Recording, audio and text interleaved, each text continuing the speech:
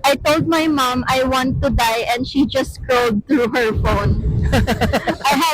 I have been feeling scared of law school. Initially, si mama ang may gusto and lagi na lang namin pinag-aawayan. I eventually agreed because why not naman? For me, it was something I can gain whether or not pumasa ako. But recently, bumabalik yung fear and sinabi ko sa kanya na natatakot ako. I told her I'm scared na baka bumalik ako nung senior high school when I was hurting myself in the middle of the class because I hated where I am. I even told her na I would cover my wounds just so she won't see it. Pero nag-scroll lang siya ng phone and I know na di niya alam anong sasabihin. Wala lang, ansad lang, haha. Lungkot naman yan. Lungkot, ano?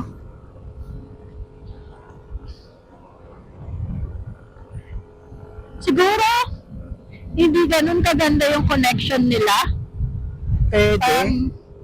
Yung, ano ba tawag, yung bond nila. Pwede. Pero kung gano'n na kung ando na sa sitwasyon na yun Ha? Kung ando na sa sitwasyon na yun, hindi na nga okay. And I mean, kung maganda yung bond nyo from the start, yung open yung relationship nyo, siguro hindi ganun yung mapipil mo. Kasi baka kaya siya ganun kasi feeling niya alone siya. Totoo. Na kung support siya ng mama niya or feel niya na hindi siya pinapabayaan ng mama niya emotionally, baka hindi niya napipil yun, hindi niya ginawa yun from senior high. Parang ganon. Gets ko naman. Tama ka naman doon. Talagang kung sinabi mo magpapakamatay ka tapos in-scrollan ka ng mama mo, mukhang hindi naman talaga okay yung connection mo. Pero since andyan na siya ngayon, ang as a parent naman, ano naman kaya pwede ko sabihin doon, no? Pero sa sitwasyon niyang yan, hirap din talaga. Parang ang intindi ko or parang yung vibes ko sa mama niya is parang, hay, ito na naman siya. Parang ganon. Pwede. No? Kasi Pwede. kung ginawa na niya yung dati, napagdaanan na nila yon, parang, hala, ito na naman siya. Bala ka dyan. Parang ganon. Nawi-weirdoan lang ako or hindi naman weirdoan, nalulungkot lang ako ngayon. Bakit ang daling itapon yung salitang gusto ko na mamatay, no? Parang ang prominent niyan ngayon. Pero feel ko nga, tulad nung sinabi mo kanina na baka gano'n na rin siya ka-common before tapos hindi lang tayo aware. Pwede. Parang hindi lang kasi wala pang social media na ganyan or wala pang outlet para i-share sa lahat or makita na madami palang ganun ang pinagdadaanan. Mas maganda, may naririnig silang tulad natin na kahit pa paano nakikinig sa kanila. Pero dyan, sa sitwasyon, huwag mo sabihin yung gusto mo mamatay. Bakit hindi na lang sabihin mo gusto mo nang tumigil mag-law school? Baka nakinig ka. Yun agad. Bakit namatay? Buong buhay agad. Pero baka, yun nga kasi di ba pinag-aawayan nila ng mama niya. Di. Parang, at nung una ayaw niya talaga. Ibig ko sabihin kung mabigat to kung yung mama mo okay lang na mamatay ka, ini-scroll lang ka lang, edi sabihin mo tumigil ka na ng law school, wala naman siyang pakialam puta ending siya papumatay sa'yo, hindi man siguro. Pero ibig ko sabihin, bakit pa kamatay? Edi sabihin mo sa kanya ayaw mo na, puta na okay nang di kayo nagpapansinan, at least humihinga ka pa. Siyempre, importante pamilya, pero importante na mabuhay. Diyos ko, sarap-sarap mabuhay. Pero diba parang suicide din, parang mataas yung rate sa ganyan, sa mga teen, sa mga wala pang masyado experience sa buhay. Tapos ito na yung pinakamabigat na moment nila, parang ganon. Hindi, kasi maski tayo ng bata tayo, kala natin yun ay pinakamatindi. Kala natin yun na yun Tapos parang akala natin boxed in yung image ng buhay sa atin na yun na buhay mo. Diyos ko, hindi. Dami mo pang pagdadaanan. Ayun nga, pero since bata ka pa, hindi mo alam na gano'n, na may brighter side pa pala nito, push ko lang, gano'n. Sad talaga na sinabi mo yun, pero try mong sabihin na ayaw mo na mag-law. Baka makakuha ka pa ng reaksyon. Basta wag pa kamatay. Diyos ko.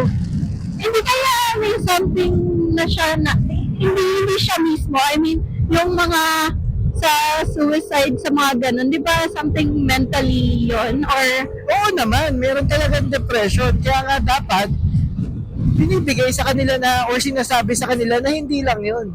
Kasi totoo naman talaga yung depression. Lalo na yung support system mo, hindi ganun kaganda. Minsan feeling mo, yun na lang solusyon eh.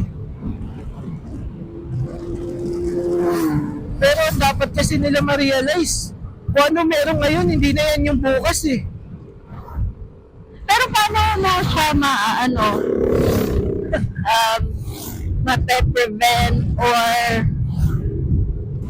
kasi baka minsan kahit anong closeness niya naman hindi mo rin makikita lahat ng signs Oo. Paano mo mape-prevent? Ang hirap eh.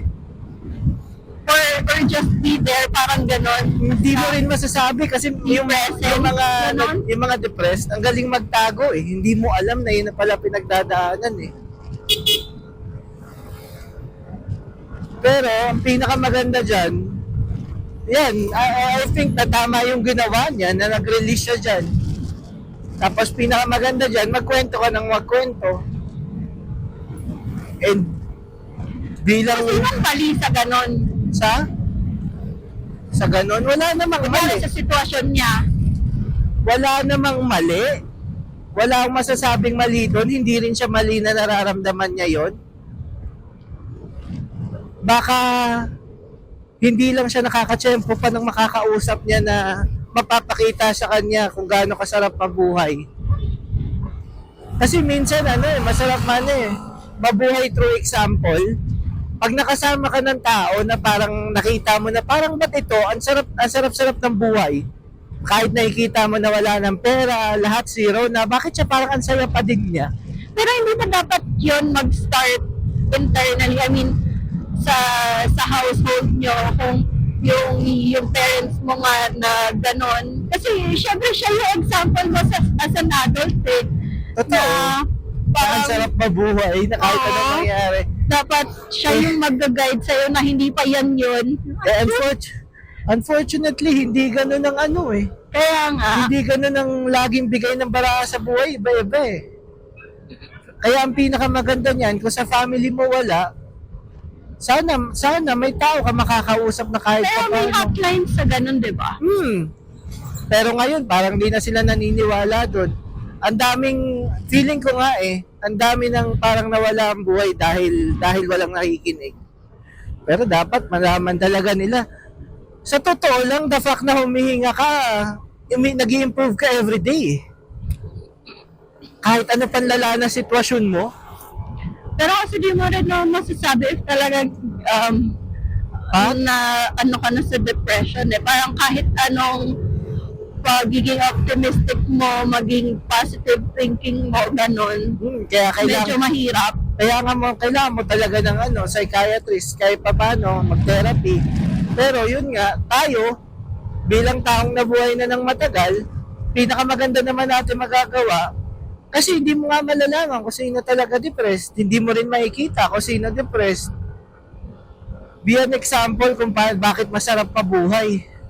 Yun na lang pinakamagagawa mo. Mamaya maka-encounter ka tao na parang walang-wala na, ready na, bukas na magpapakamatay. Pero nakasama ka magyosi, nakasama ka uminom, kahit nakasama ka lang tumambay, yung nakita niya na tangina, sarap pala mabuhay. Nakapagligtas ka na ng buhay eh.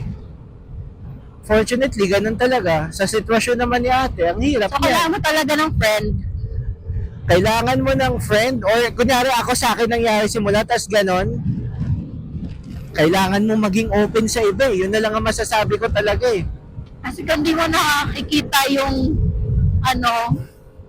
pagiging positive or yung bright side sa sarili mong family, parang ganun.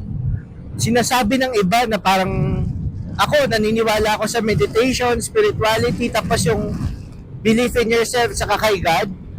Pero sometimes, kaya ka nga umabot sa depression dahil hindi ganun kalakas yung ganun mo eh. Kailangan mo talaga ng guide ng Kaya nga no man is an island eh.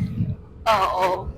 Pero meron namang iba na mas content na alone, di ba? Pero siguro kapag ganon, yung mga ganyan na ano na sa depression, kailangan na talaga ng guide, ganon. Hindi, sir, yun talaga. Kaya kung may impart lang siguro ako na words na parang makakatulong, ano, this social pass siguro. Ha? This social pass. Lahat lumilipas. Parang lungkot lumilipas. In fact, maski saya lumilipas eh.